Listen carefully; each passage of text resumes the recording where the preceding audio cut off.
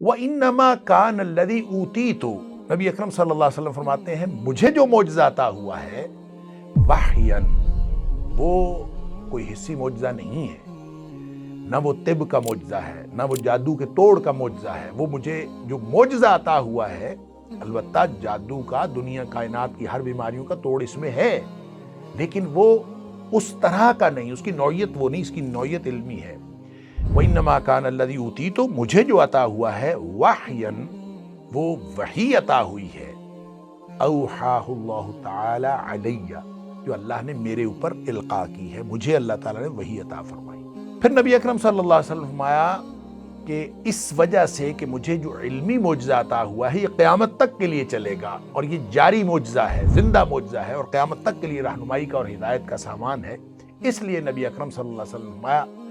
کہ میں اللہ سے امید کرتا ہوں، فَأَرْجُو مِنَ اللَّهِ، میں اللہ سے امید کرتا ہوں، أَنْ أَكُونَ أَكْثَرُ تَابِعًا يَوْمَ الْقِيَامَةِ، کہ میں قیامت والے دن سب سے زیادہ اپنے پیروکار لے کے آؤں گا،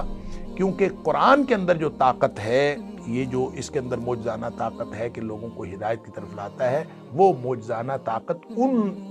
معجزوں کے اندر موجود نہیں تھی جو دیگر انبیاء کو وہ معجزے عطا ہوئے۔ یہ